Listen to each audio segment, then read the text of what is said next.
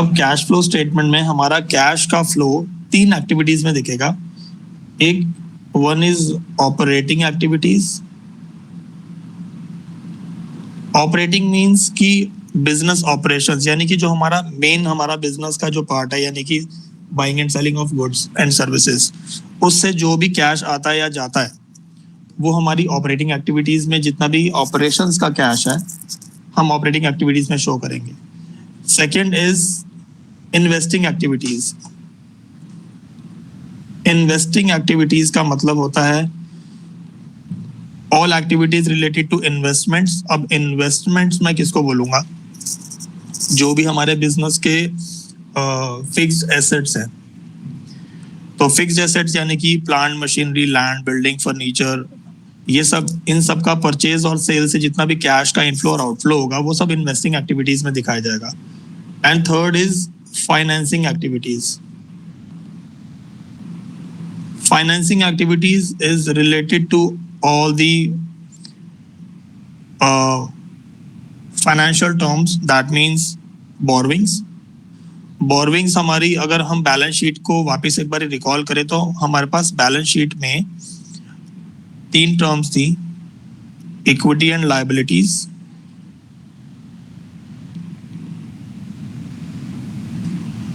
उसके अंदर हमारे पास, ये तो मेन हेडिंग थी बैलेंस शीट की, जिसमें एक था हमारे पास शेयर होल्डर्स फंड,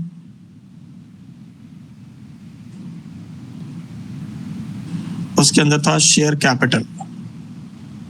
जो टर्म्स एक्चुअली में हमारी फाइनेंसिंग एक्टिविटीज से रिलेटेड है मैं उन्हीं की बात करूंगा। एक सेकंड पार्ट था हमारे पास non current liabilities. Non current liabilities में सेकंड हेडिंग में हमारे पास जो था लॉन्ग टर्म बोरविंग्स।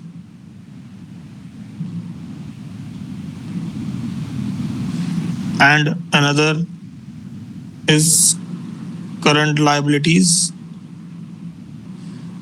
और उसके अंदर जो हमारे यहाँ पे फाइनेंसिंग एक्टिविटीज का जो पार्ट है वो है शॉर्ट टर्म बोरविंग्स।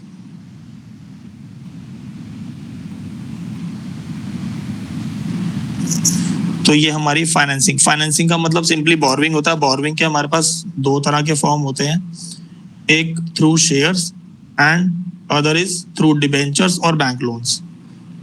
तो debentures and bank loans come under non-current, and only debenture comes under non-current liabilities, and bank loans can be of 2 types, short term and long term। तो वो हमारे दोनों में आते हैं। And share capital is simply issuing shares to the investors in the market। तो पहले हम लोग स्टार्ट करेंगे operating activity, but before that हम लोग कैश फ्लो स्टेटमेंट का थोड़ा सा बेसिक जान लेते हैं। तो मीनिंग तो हमें क्लियर है कि inflow and outflow of cash. उसके बाद हमें जो सेकंड पार्ट जो मैंने जो पीडीएफ की फॉर्म में भेजा हुआ वो है सिग्निफिकेंस। वो सिग्निफिकेंस की हेडिंग जो है उसमें आपको दिखेगी नहीं, सिंपली आपको वो पेज में स्टार्टिंग में लिखा होगा कैश फ्लो स्टेटमेंट में B use for the following purposes. वो एक्चुअली सिग्निफिकेंसेस ही है। तो first heading says disclosure of movement of cash. तो सिग्निफिकेंस क्या होता है कि मतलब हमें क्या पता लग रहा है इससे, और क्या हमारे लिए ये क्या यूजफुल है या नहीं। तो यूजफुल है क्योंकि हमें इससे मूवमेंट ऑफ कैश हम लोग यहाँ पे डिस्क्लोज कर पा रहे हैं। Second is tool of planning. अब जब हमारा बिजनेस ही कैश के ऊपर डिपेंड है, यानी कि मूवमेंट ऑफ मनी के ऊपर डिपेंड है, तो यहाँ पे इस मनी के इनफ्लो और आउटफ्लो से ही हम लोग प्लान कर पाएंगे बिजनेस के फर्दर जो भी हमें आगे की चीजें करनी है, क्योंकि प्लानिंग तो हमारा ऑनगोइंग रहेगा बिजनेस में हर time. So planning is continuous. तो अगर कैश का इनफ्लो और आउटफ्लो का नॉलेज हमें रहेगा तो हम लोग भी उसको सोच के हम लोग बिजनेस में आगे फर्दर डिसीजंस ले सकते हैं। Next is evaluation of liquidity. Liquidity का मतलब क्या होता है? लिक्विडिटी मींस कि मेरे पास कैश, लिक्विड कैश कितना अवेलेबल है। तो हम लोग ये इवैल्यूएट कर पाते हैं कि कैश मेरे पास बिजनेस में कितना है और कहाँ से आएगा और कहाँ हमारा कैश जाना है। तो liquidity is very important part of the business.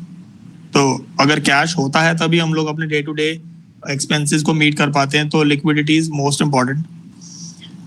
Another is analysis of cash flow from different activities. तो डिफरेंट एक्टिविटीज तो ऑलरेडी मैंने आपको बताया, हमने हेडिंग में ही मैंने यहाँ पे मेंशन कर दिया कि ऑपरेटिंग एक्टिविटीज भी है, इन्वेस्टिंग एक्टिविटीज भी है और फाइनेंसिंग एक्टिविटीज भी है। ऑपरेटिंग का मतलब है सिंपली सेल्स, का पैसा आना है, यानी कस्टमर से आना है, डेटर से आना है, या हमारे सप्लायर्स को और क्रेडिटर्स को पैसा जाना भी है, और अदर ऑफिस एक्सपेंसेस के लिए भी पैसा जाएगा। बहुत सारे एक्सपेंसेस होते हैं। एक्सपेंसेस जैसे कि एम्प्लॉयज को सैलरीज देनी है और लेबर को वेजेस देनी है, रेंट पे करना है, और एडमिनिस्ट्रेशन, सेलिंग, डिस्ट्रीब्यूशन, ये सारे एक्सपेंसेस हमारे ऑपरेटिंग एक्सपेंसेस के अंदर आते हैं।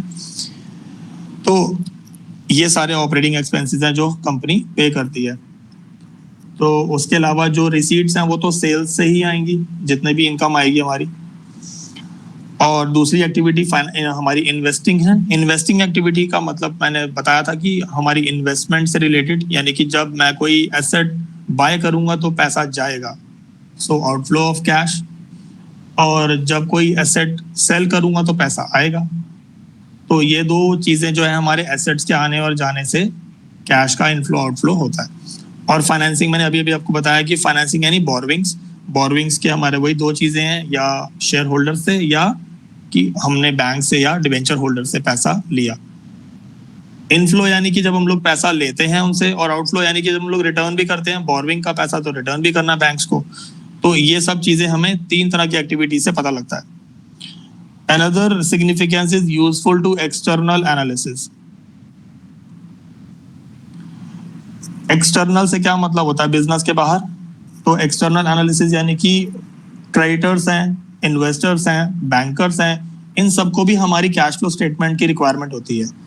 मतलब ये भी देख सकते हैं, मैंने पहले भी बताया था कि हमारे बिजनेसेस को, बिजनेस के अकाउंट्स को देखने के लिए बहुत सारे लोगों का राइट होता है। जिन लोगों का पैसा हमारे बिजनेस में लगा हुआ है, तो हमारे बिजनेस में पैसा बैंक्स का भी लगा हुआ है, इन्वेस्टर्स का भी लगा हुआ है, क्रेडिटर्स का भी लगा हुआ है। क्रेडिटर्स हमारे लिए कौन है? जिन्होंने हमको उधार में गुड्स दिए। तो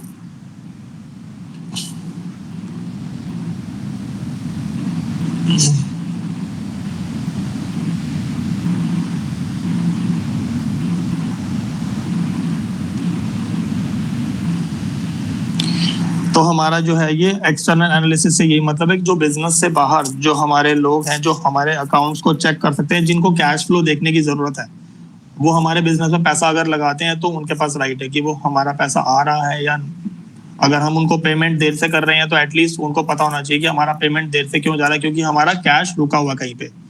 जहां से भी हमारा रिसीट होना है, वो पैसा अगर हमने उनको देना है तो हमें उनको, हम अकाउंटेबल हैं उनको बताने के लिए। ठीक है, तो इसलिए भी ये उन लोगों के लिए जरूरी है, या उन लोगों के पास इस चीज को देखने का राइट भी हो सकता है। तो these are the significance of cash flow statement. अब इसकी लिमिटेशंस भी हैं। तो लिमिटेशंस क्या है कि इट डिस्क्लोजेस कैश बैलेंस। तो डिस्क्लोज कैश बैलेंस में not represent the real position, liquid position. तो ये तो बता रहा है कि पैसा आ रहा है और जा रहा है, बट ये एक्चुअली में रियल लिक्विड पोजीशन नहीं बता पा रहा है। तो हम लोग अपने जो है कुछ चीजों को पोस्टपोन कर देते हैं, कुछ पेमेंट्स को पोस्टपोन कर देते हैं, कुछ पैसा आना पोस्टपोन हो जाता है। तो एक्चुअली में हमारी रियल पोजीशन नहीं बता पाती ये statement. It is not a substitute for income statement. Obviously income statement में और कैश फ्लो स्टेटमेंट में छोटा सा डिफरेंस है। हमारा बिजनेस, हम लोग जब इनकम स्टेटमेंट मेंटेन करते हैं, इनकम स्टेटमेंट बोलते हैं प्रॉफिट एंड लॉस स्टेटमेंट को। तो अगर हम लोग इनकम स्टेटमेंट की बात करें तो उसमें दो चीजें होती हैं। हमारा जो अकाउंटिंग है वो एक्रूअल बेसिस पे अकाउंटिंग करता है। एक्रूअल बेसिस का मतलब क्या होता है मैं बता देता हूं। सपोज मैंने गुड्स सेल करे टोटल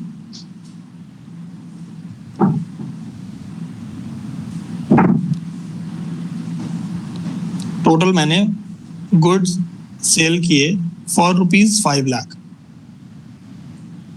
अब टोटल 5 लाख की सेल्स में से मुझे 3 लाख रुपीस मेरे कस्टमर्स ने कैश दे दिया, तो मैं लिख दूंगा कैश रिसीव हो गया। बट जो 2 लाख रुपीस अभी भी रिसीव नहीं हुआ, वो भी तो मेरे अकाउंट्स को अफेक्ट करता है ना, क्योंकि मैं गुड्स सेल कर चुका हूं। तो 2 लाख रुपीस जो अभी स्टिल टू बी रिसीव्ड, इसको भी रिकॉर्ड करना होता है। मैं एक और एग्जांपल लेते हैं। अक्रूवल बेसिस का मतलब होता है कि कोई इनकम अर्नड, इनकम अर्न कर ली हमने 5,000 रुपीज, उस इनकम में से जो अमाउंट रिसीव हुआ है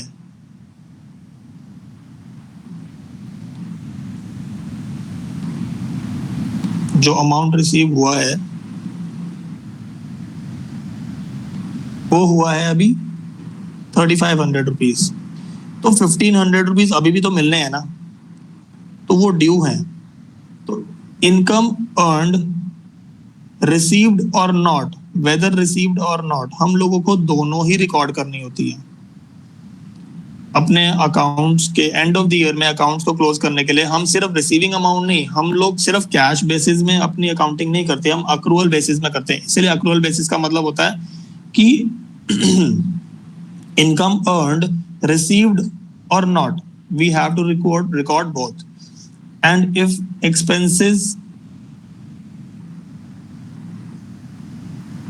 जो हमारा एक्सपेंस है टोटल आउट ऑफ, अगर मैं बोलूं कि हमने पे कर दिया है 1,000 रुपीज और एक्सपेंसेस टोटल 1,500 रुपीज के हैं, दैट मीन्स कि 500 रुपीज का एक्सपेंस अभी भी ड्यू है, यानी कि आउटस्टैंडिंग है।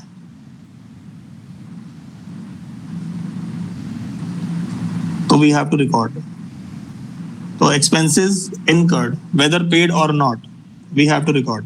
तो अक्रूवल बेसिस ये होती है। तो इनकम स्टेटमेंट अक्रूवल बेसिस पे बनती है और कैश फ्लो स्टेटमेंट सिर्फ कैश बेसिस पे बन रही है कि कैश कितना आया, कितना गया, कितना रह गया, अभी वो सब चीजें क्लियर नहीं होती कैश फ्लो स्टेटमेंट के अंदर। सो ये लिमिटेशन है। तो it is not a substitute for income statement. इसलिए another part is narrower concept, limitation है। तो it is based on the narrower concept because यहाँ पे हमारे जो फंड्स हैं totally cash and cash equivalents को ही सिर्फ मेंशन करेंगे, यानी कि ultimately cash and cash equivalents का मतलब, मैंने एक पीडीएफ भेजा हुआ है जिसमें कैश एंड कैश इक्विवेलेंट्स के बारे में मैंने मेंशन किया है कि कैश एंड कैश इक्विवेलेंट जो हमारी बैलेंस शीट में हेडिंग है उसका मतलब होता है cash in hand, cash at bank, यानी कि बैंक बैलेंस,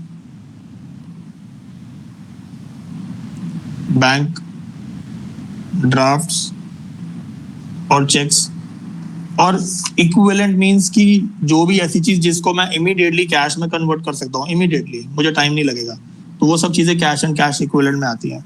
बट वो कह रहा है कि कैश एंड कैश इक्विवेलेंट को ही सिर्फ शो करता है, वो हमारी कंप्लीट फाइनेंशियल पोजीशन को मेंशन शो नहीं कर पाता। वो सिर्फ कैश एंड कैश इक्विवेलेंट बता रहा है कि कितना पैसा हमारा कैश एंड कैश इक्विवेलेंट में ओपनिंग बैलेंस था और कितना क्लोजिंग बैलेंस है, दैट्स इट। तो ये इसलिए इसका एक नैरोअर कॉन्सेप्ट है। ऑब्वियसली कि हमारे पास वेरियस स्टेटमेंट्स तो हैं, पर वो हर स्टेटमेंट का एक अपना अपना स्पेशलाइजेशन है। तो it can not replace balance sheet और इनकम स्टेटमेंट। तो ये है हमारे theoretical concepts of cash flow statement. इनका पीडीएफ मैं आपको ऑलरेडी भेज चुका हूँ, आप एक बार रीड कर लेना।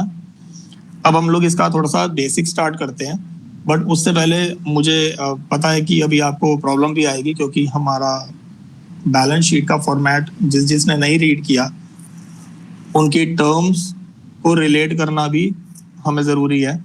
तो फिर भी मैं कोशिश करता हूँ कि आप लोगों को समझा सकूं इस चीज़ को। तो पहले हम लोग स्टार्ट करते हैं कैश फ्लो स्टेटमेंट के फॉर्मेट से।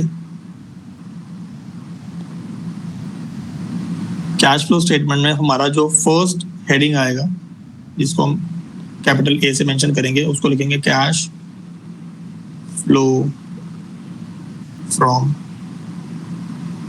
Operating activities.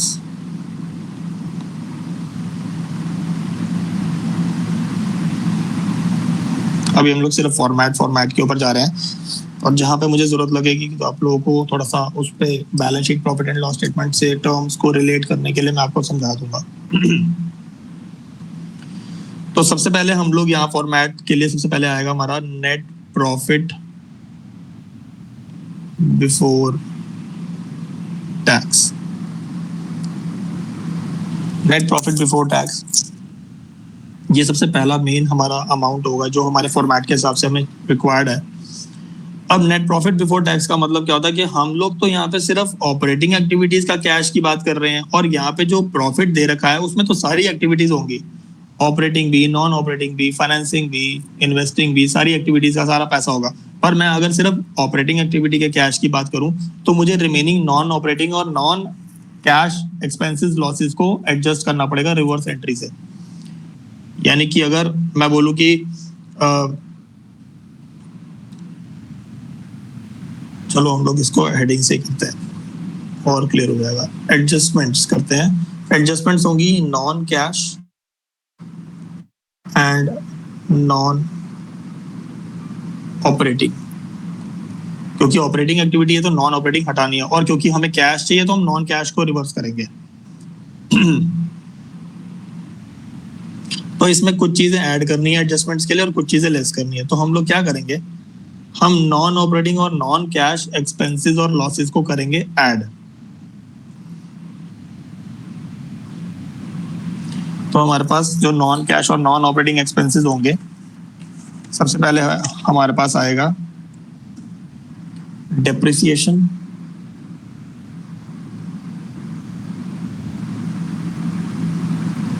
amortization,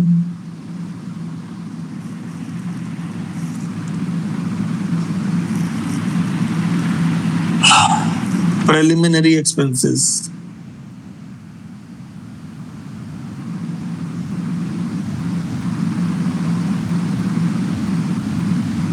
written off। Preliminary expenses क्या होते हैं?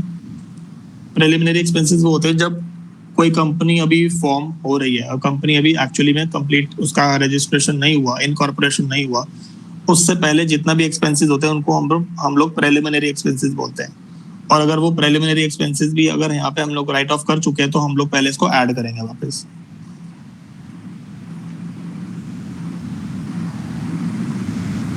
Discount on issue of debentures,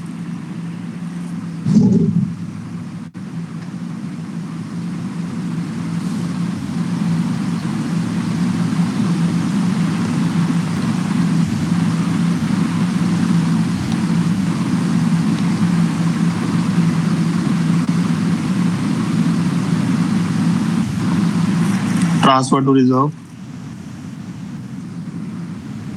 loss on sale of fixed assets, and investments।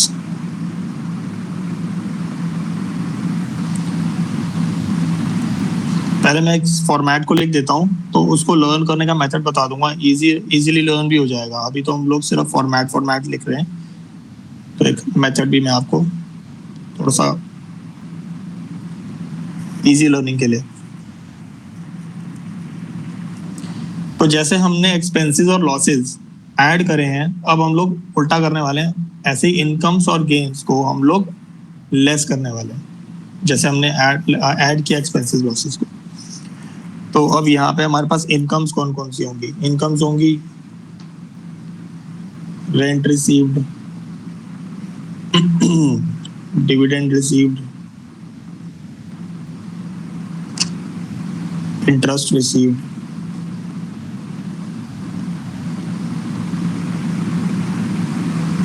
gain on sale of fixed assets,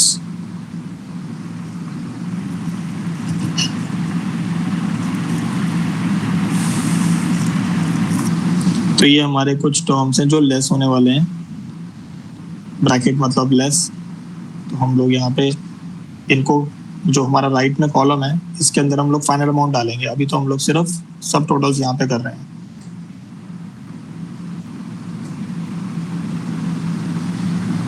अभी हमने क्या किया, सिर्फ जो हमारा प्रॉफिट बिफोर टैक्स क्वेश्चन में गिवन होगा उसमें हम लोग ये सब depreciation, amortization, preliminary expenses, discount, written off, transfer to reserve and loss on sale, तो यानी एक्सपेंसेस, लॉसेज एंड ये सब चीजों हमने ऐड कर दी और इनकम्स और गेन्स को लेस कर दिया।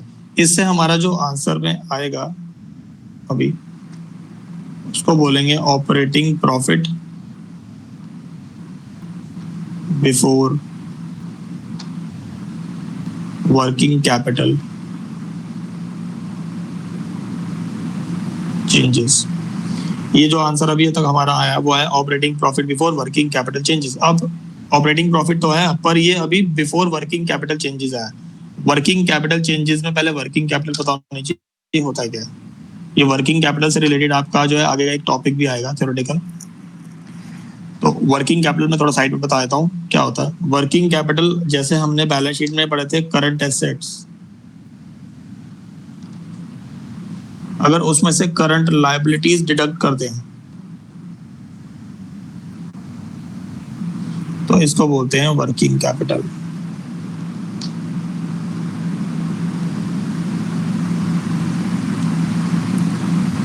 या इसको हम लोग बोलते हैं नेट करंट एसेट्स। तो working capital means current assets minus current liabilities. अभी तक जो आंसर आया है उसमें अभी तक हमने सिर्फ नॉन करंट वाले पार्ट लिए हैं, तो इसलिए ऑपरेटिंग प्रॉफिट जो है वो अभी तक बिफोर वर्किंग कैपिटल चेंजेस आया है। इसके बाद अब हम लोगों को वर्किंग कैपिटल के चेंजेस करने हैं, वो भी एक तरह से रिवर्स होने वाले हैं। तो अब यहाँ पे हम लोग ऐड करेंगे कुछ टर्म्स और लेस करेंगे कुछ टर्म्स। तो ऐड क्या करेंगे, ऐड करेंगे decrease in current assets, increase in current liabilities, और लेस करेंगे इसका उल्टा, increase in current assets and decrease in current liabilities. ये ऐड कर देंगे और ये दोनों सब्ट्रैक्ट कर देंगे तो एक आंसर आएगा। ऊपर वाले आंसर को इसके साथ ऐड करके एक हमारा एक आंसर बनेगा, उसको बोलेंगे कैश जनरेटेड फ्रॉम ऑपरेशंस। उसमें से लास्ट में हम लोग टैक्स पेड लेस कर देंगे। फाइनली हमारा आंसर अगर पॉजिटिव आंसर आएगा तो उसको बोलेंगे कैश फ्लो। हम उसको कैश इनफ्लो आउटफ्लो भी लिख सकते हैं, कैश फ्लो और कैश यूज्ड। अगर पॉजिटिव आंसर है तो कैश फ्लो और नेगेटिव आंसर है तो कैश यूज्ड।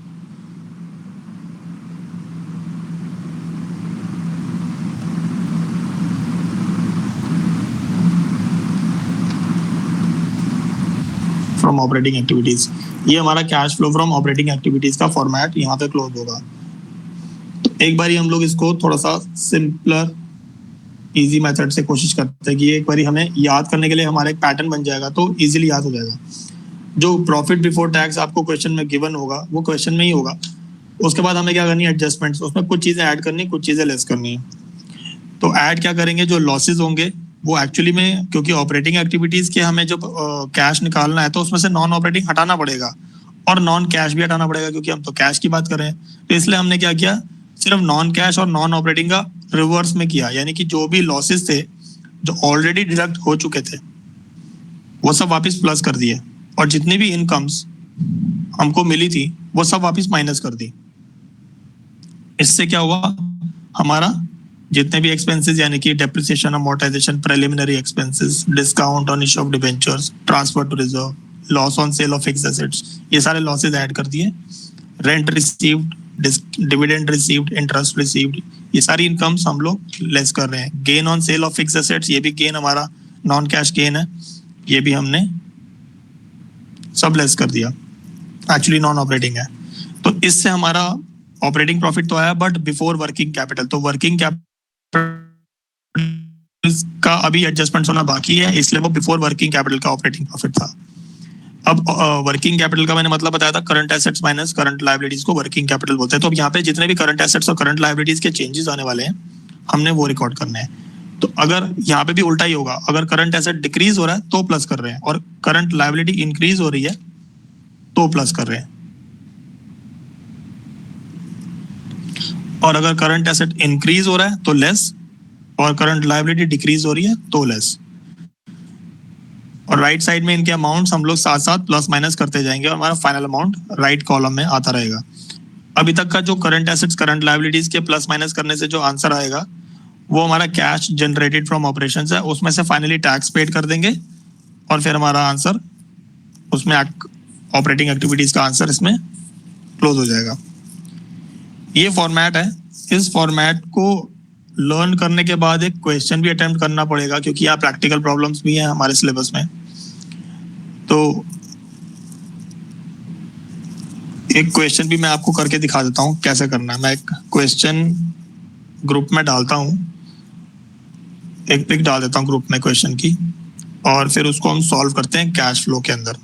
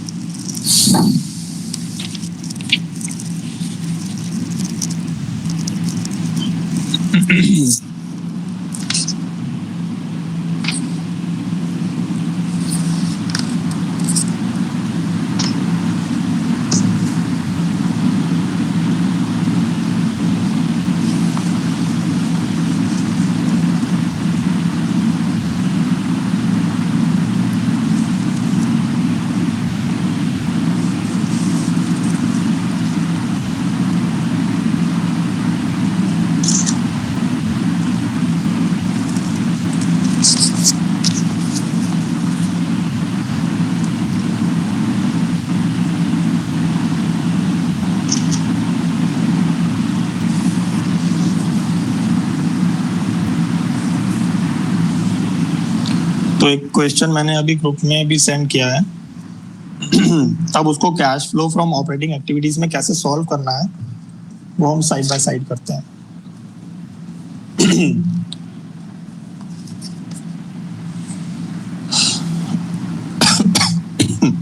सबसे पहले ऊपर हमारे फॉर्मेट के हिसाब से चलते हैं। फॉर्मेट जो मैंने ड्रॉ किया है, कोशिश नहीं, यहाँ पे तो मैंने बहुत कुछ मार्क कर दिया, टेक्स्ट कर दिया, तो मैं दोबारा एक बार फॉर्मेट ड्रॉ कर देता हूँ। तो हम लोग स्टार्ट कर लेते हैं cash flow from operating activities का।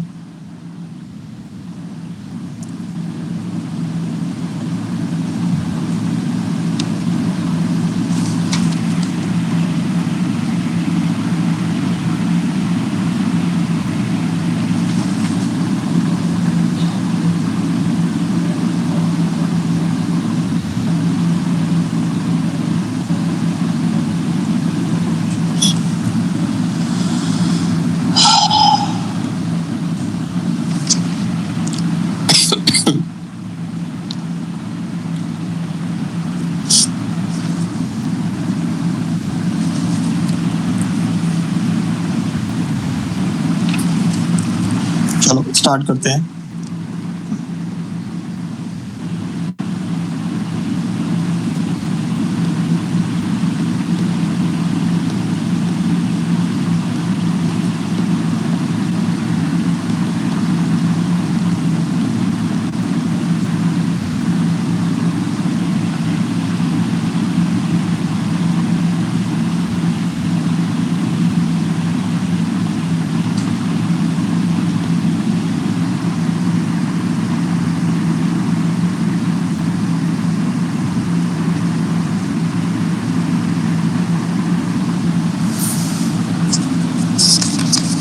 सबसे पहले हमारे क्वेश्चन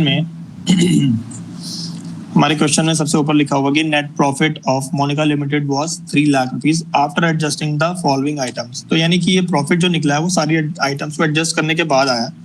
तो हमें अपनी एडजस्टमेंट्स कैश फ्लो बनाने के लिए सब रिवर्स करनी पड़ेंगी। तो हमें जो दिया हुआ है, हमें निकालना है नेट, पहले लिखना है net profit before tax. Net profit before tax का मतलब होता है कि वो प्रॉफिट जिसमें अभी टैक्स इंक्लूडेड है, अभी टैक्स पे नहीं किया हमने गवर्नमेंट को।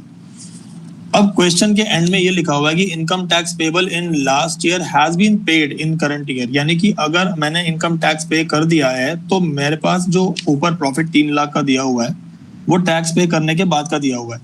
तो मुझे उसको करेक्ट करना पड़ेगा। तो जो भी हमारे पास 3 लाख रुपीज का प्रॉफिट है उसमें मैं प्रीवियस ईयर का अमाउंट, देखो टैक्स पेड जो होता है वो प्रीवियस ईयर वाला ही होगा, ध्यान रखना।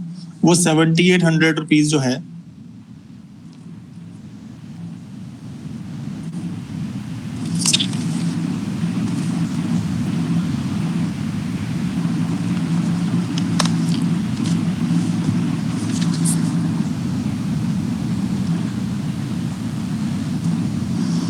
एक छोटा सा फॉर्मेट आता है, मैं पहले लिखवा देता हूँ कि इसमें जो है ना दोनों साल के, इसमें क्वेश्चन में इनकम टैक्स पेएबल लिखा हुआ है। फॉर्मेट के हिसाब से हमको प्रीवियस ईयर और करंट ईयर दोनों हमें टैक्स के अमाउंट दिए हुए हैं। तो हम लोग करंट ईयर का अपने प्रॉफिट में ऐड करेंगे और प्रीवियस ईयर का जो हमारे पास प्रॉफिट है, क्योंकि हमारे क्वेश्चन में 2006 एंड 2007 के अमाउंट्स दिए हुए हैं। तो इनकम टैक्स पेबल हमारे क्वेश्चन में दिया हुआ है जिसमें दो अमाउंट्स हैं। एक्चुअली में इनकम टैक्स पेबल को मैं प्रोविजन फॉर टैक्स भी बोल सकता हूँ, क्योंकि हम लोग पहले से ही एक एस्टिमेट लगाते हैं कि हमें एंड ऑफ द ईयर में इतना टैक्स पे करना है, तो उसके लिए प्रोविजन बनाया जाता है। तो प्रीवियस ईयर में भी हमने एक प्रोविजन बनाया, करंट ईयर में भी प्रोविजन बनाया। तो उसके लिए हम क्या करते हैं कि प्रीवियस ईयर का हम लोग लास्ट में माइनस करेंगे जहां मैंने फॉर्मेट में लिखवाया, और करंट ईयर का मुझे अभी प्लस करना है। तो करंट ईयर का हमारा जो प्रॉफिट है वो है सॉरी टैक्स है 11,000 नहीं, हमारा करंट ईयर का जो वो है टैक्स अमाउंट वो है 7,800।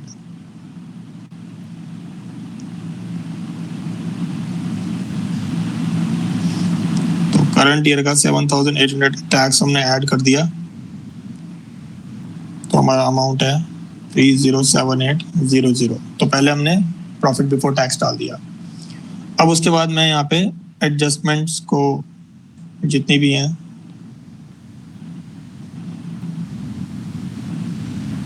एज पर दी फॉर्मेट, एडजस्टमेंट में कुछ चीजें ऐड करूंगा, यानी कि लॉसेस ऐड करूंगा।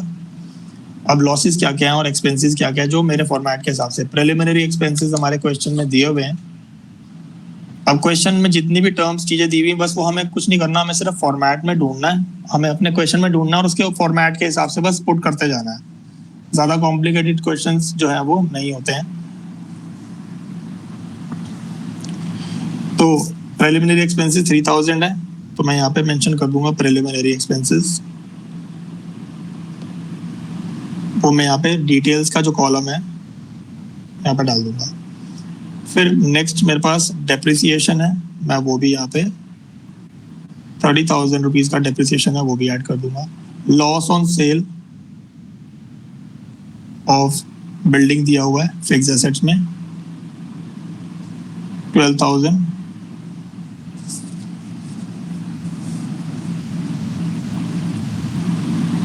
अच्छा, एक पॉइंट जो, क्योंकि कभी कभी कुछ चीजें फॉर्मेट में छूट भी सकती हैं, तो मैंने यहाँ पे प्रोविजन फॉर डाउटफुल डेट्स नहीं लिखवाया फॉर्मेट में। ये फॉर्मेट में क्लियर फॉर्मेट दोबारा भेजूंगा आप लोगों को। तो प्रोविजन फॉर डाउटफुल डेट्स अगर हमारे उसमें इंक्रीज होता है तो वो ऐड करते हैं इसी में।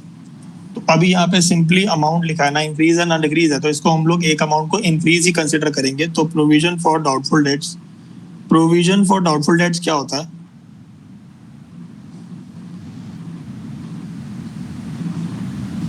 यानी कि डेटर्स जो हमारे कस्टमर्स हैं, अगर हमें डाउट होता है कि इनमें से कुछ लोगों का पैसा हमारे पास नहीं आएगा, लॉस होने वाला है।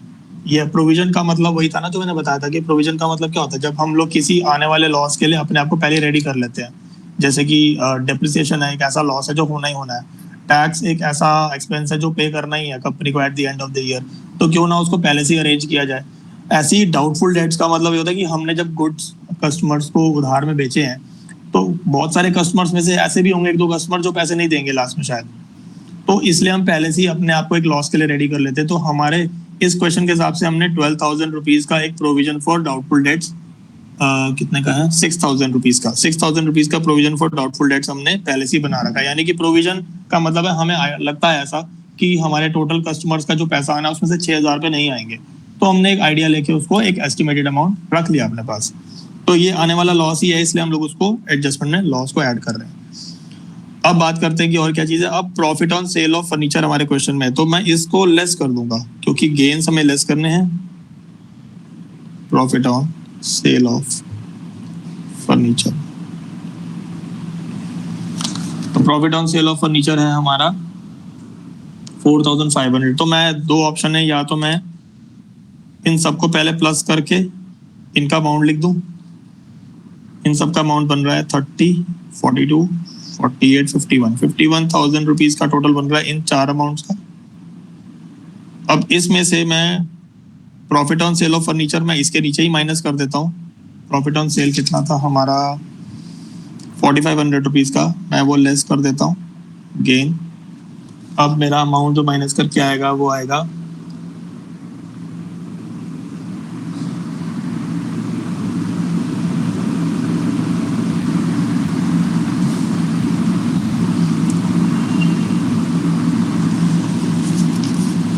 अच्छा। अब मुझे पहले इसको ये वाला अमाउंट इससे ऐड करना है और उसमें से 4500 माइनस करने हैं।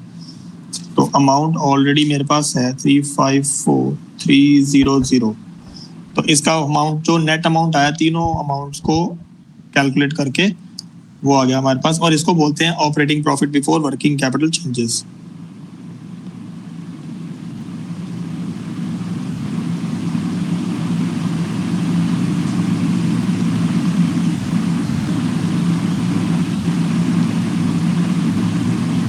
हमारा क्वेश्चन कभी कभी operating profit before working capital changes तक भी होता है, बट हम लोग अभी पूरा का पूरा ऑपरेटिंग एक्टिविटीज तक का कर रहे हैं तो सारे पॉइंट्स कवर अप कर लेंगे। फिर मैं आपको कुछ होमवर्क में कुछ क्वेश्चंस दे दूंगा, 2-3 क्वेश्चंस अटेम्प्ट करने के लिए सिंपल से। पहले फॉर्मेट ही लर्न करना पड़ेगा। फॉर्मेट से सिर्फ क्या करना है, सिंपली अगर हमें फॉर्मेट याद होगा तो सिर्फ क्वेश्चन से वो पॉइंट्स पिक करने हैं, उनको उनकी जगह में पुट करना है, दैट्स इट। तो यहाँ तक हमारा जो आ गया answer operating profit before working capital changes का आंसर आ चुका है। उसके बाद अभी हमारे पास वर्किंग कैपिटल चेंजेस अभी होने बाकी है, यानी कि वर्किंग कैपिटल यानी करंट एसेट्स और करंट लायबिलिटीज के चेंजेस अभी पेंडिंग है, तो हम लोग वो यहाँ कर लेते हैं।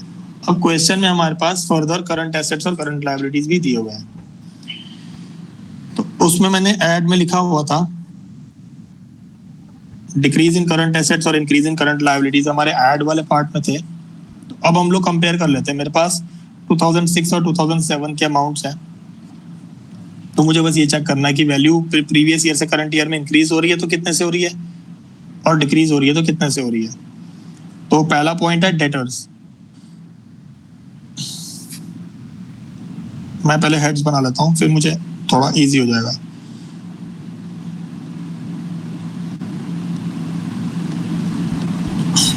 इसके लिए हमें करंट एसेट्स और करंट लायबिलिटीज भी याद होने जरूरी है। बैलेंस शीट से आपको करंट एसेट्स और करंट लायबिलिटीज के हेड करने पड़ेंगे revise. Decrease in current assets, increase in current liabilities, less ये वाला भी ऐड था, लेस में रिवर्स हो जाएगा इंक्रीज इन करंट एसेट्स,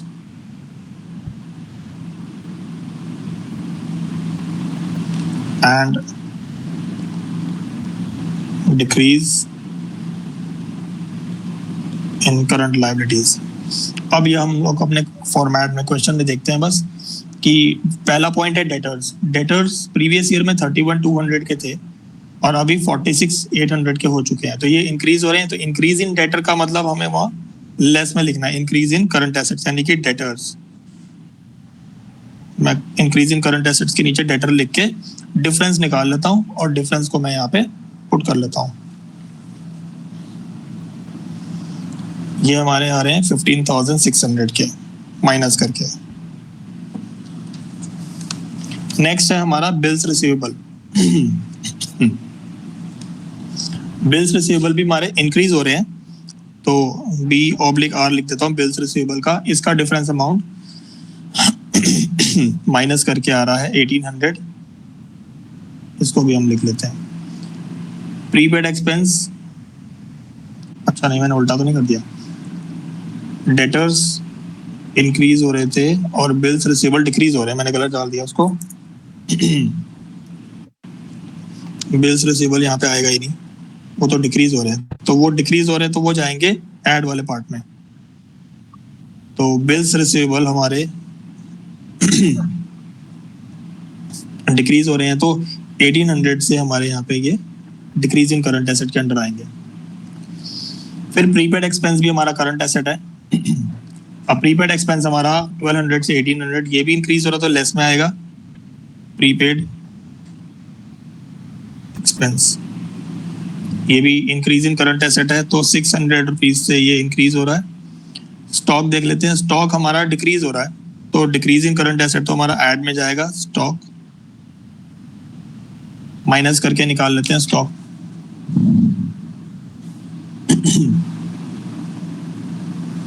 ये आ रहा है 7,800 का।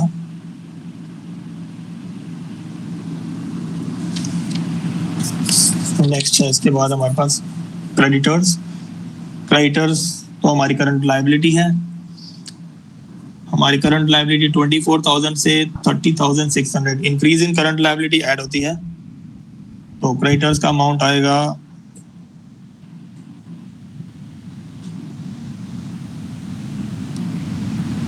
माइनस करके 6,600। और नेक्स्ट है बिल्स पेबल। बिल्स पेबल हमारे डिक्रीज हो रहे हैं तो लेस हो जाएंगे। डिक्रीज इन करंट लायबिलिटी के अंडर लिखेंगे bills payable, bill B oblique P. ये हमारा डिक्रीज हो रहा है तो इसका डिफरेंस आएगा 12,600। अब ये जितने भी लेस वाले हैं इनको ब्रैकेट्स में कर देते हैं, हमें कंफ्यूजन नहीं होगा। ये तीनों ऐड वालों का एक टोटल बना देते हैं 16,200, इन तीनों का ऐड करके अमाउंट आ रहा है। और ऊपर वाले टोटल में 16,200 ऐड कर देंगे तो आएगा 370500। और ये तीनों लेस वाले जो हैं ये तीनों को एक साथ ऐड करके यहाँ पे डाल देते हैं माइनस में 28,800 और ऊपर वाले अमाउंट से माइनस कर देते हैं, फिर आएगा 341700। ये हमारा आ गया कैश जनरेटेड फ्रॉम ऑपरेशंस। इसमें से फाइनली हमको टैक्स पेड लेस करना है। टैक्स पेड का मतलब है सिंपली अगर प्रीवियस ईयर का अमाउंट दिया हुआ है टैक्स का, हमारे पास टैक्स के दो अमाउंट थे, करंट ईयर का और प्रीवियस ईयर का। तो प्रीवियस ईयर का अमाउंट हम लोग लेस कर देते हैं 11,400, या माइनस कर देंगे।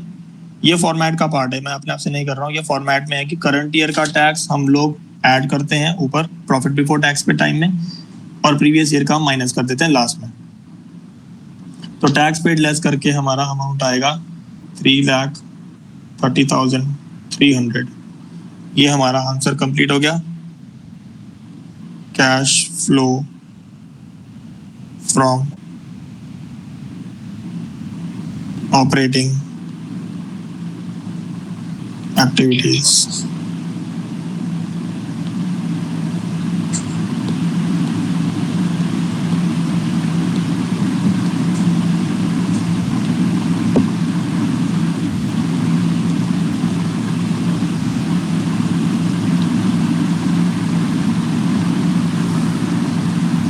ये हमारा फाइनल आंसर आ गया।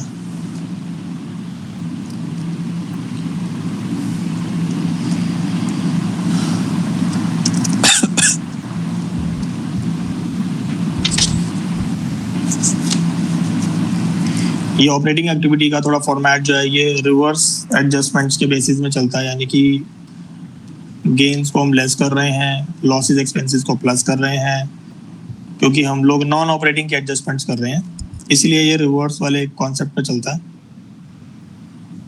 और ये हमारा ऐसे सॉल्व हो जाएगा।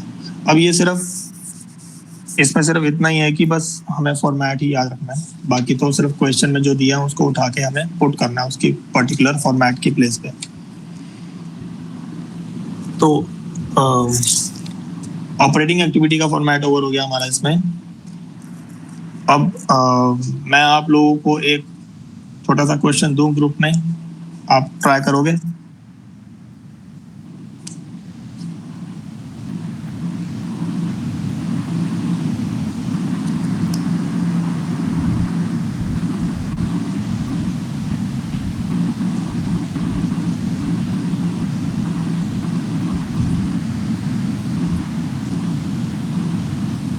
हेलो,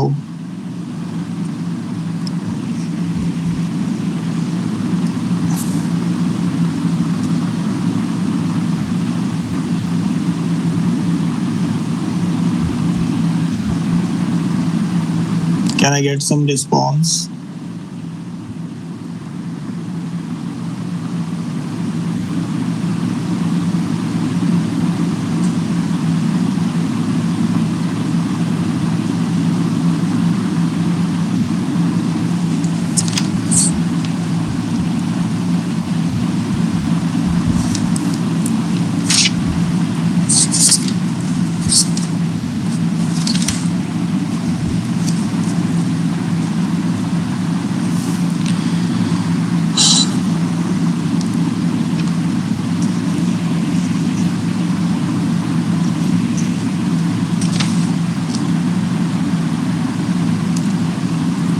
अभी मैं आगे कर रहा हूँ या इसको यहीं तक सफिशिएंट है आज के लिए आपके लिए, या आप लोग कुछ करके बताओगे?